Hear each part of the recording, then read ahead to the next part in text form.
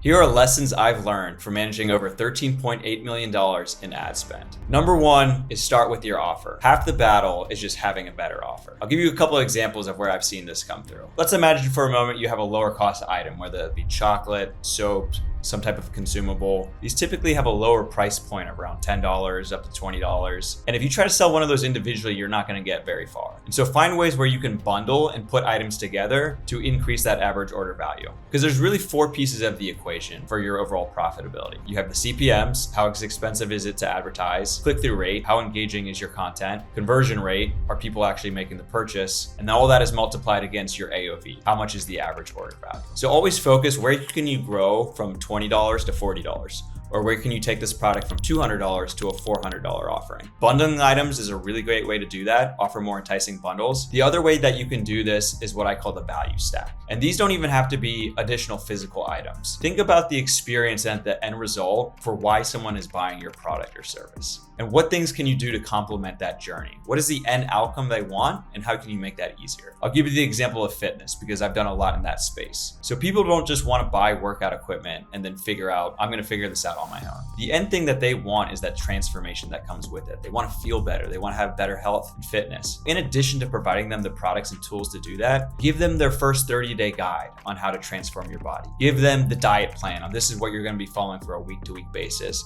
with my meal-by-meal breakdown. You can just create these items once and then fulfill it. So you have zero additional fulfillment cost, but the perceived value of the whole experience in the purchase instantly goes up. And while I would start with those, there's other things you can do to increase the perceived value with physical items as well. Continuing in that theme of fitness products, the other thing that we saw that was very surprising with a client of mine was we increased something that was so simple, a $2 additional add-on for a reverse door squat, of something that you can attach into your door and do different types of exercises. After having order values of in the 500 plus range, this $2 additional item drastically increased our conversion rates and had essentially zero extra additional cost to the client. So you'd be surprised at just having simple additional add-ons that can really increase the perceived value. So before trying to just dump more spend into the equation, see what you can do to give a better offer. But that's not the only thing that I've learned. So as I mentioned in the profitability equation, the first piece of that is CPMs, your cost of advertising. And what I've seen time after time with testing this is that wide, broad audiences consistently outperforms trying to drill down and be hyper-specific in your targeting. So back in the day, the ad algorithm used to work very well, where you could just go in, upload these different audience types, personalities, interests, and it would just get very specific at finding your customer. That's no longer the case. Now you need to be working with AI and Meta's own targeting on the platform to let them do the hard work for you. The cost per advertising is always going to get increased when you increase those interests, adding in more customer profiles, drill down on their age, their gender,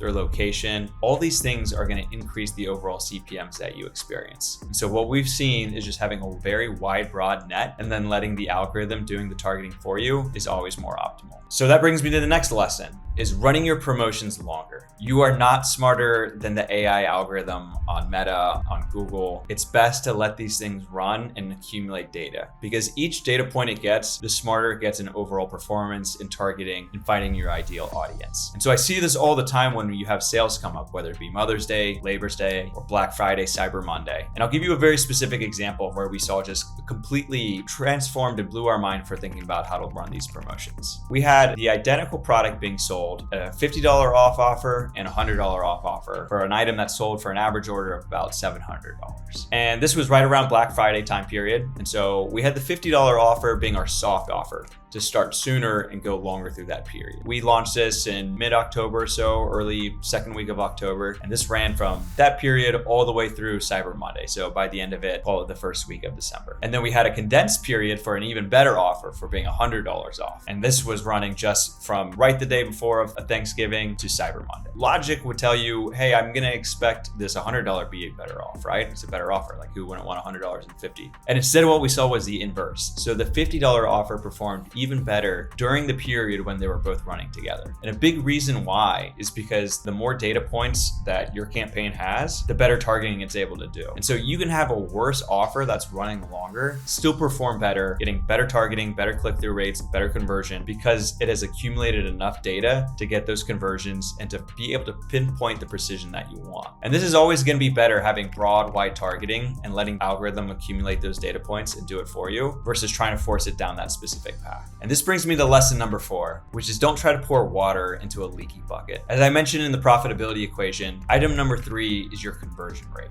So your conversion rate matters because if you're sending, say, 100 people to a landing page and you have 1 of those convert versus 2 of those convert, obviously that's going to make a big difference in your profitability. Make sure that your landing page is optimized, or the product page, or wherever you're sending the traffic to. Check out on mobile. You'd be surprised how oftentimes we see just the completely broken mobile experience. Make sure you have as minimum steps as possible. So if you have 5 steps that are required to make a purchase and you can condense that into 3, I promise you that's going to increase the overall conversion rate. And that's not the only thing I learned. The other surprising thing was that clarity beats being clever. Marketers like to stroke their own ego and come up with a very creative, artistic point of view, and it's not always best. In fact, I oftentimes see the opposite, where having very blunt, native content will actually do much better. And so what do I mean by that? I had a specific example of a video that looked like it was shot with a flip phone in someone's garage, the worst possible lighting that you could imagine. And yet this video was so informative and just so natural and just coming from a user's honest perspective that we saw this produce better than content that this client had spent over thousands of dollars producing high polished, nicely chopped up and edited videos. You'd be surprised at how well some of that native stuff can perform in the ad environment by just being raw and authentic. And the reason why this specific video did very well is because it was direct, it was to the point, it described other comparison products in the market spot, and it was just relatable at the end of the day. It was very authentic and coming off very natural to the end recipient. We tested this multiple times. We would turn this ad on, run it for a while, and then turn it off. And the brand owner was constantly telling me, this isn't the best capturing of our audience. We want to have a little bit more of a polished professional feel. And then we would just go to the ad account and see, hey, better click-through rate, better watch-through rate, better hold rate, better conversions, more sales for you at the end of the day. Don't lose sight of that. The creativity is important, yes, but being clear and direct in your messaging is oftentimes very significantly better. So now you have some of the learning lessons from managing over $13.8 million in ad spend. You can implement all this stuff yourself and have tremendous success, or you could just skip the learning curve and have me and my team implement it for you. Check out some of these case studies of what I've been able to do for growing from 7 to 8 figures with SmartFit or Tib Bar Guy, and reach out in the link below to see if you can apply and if you're a fit.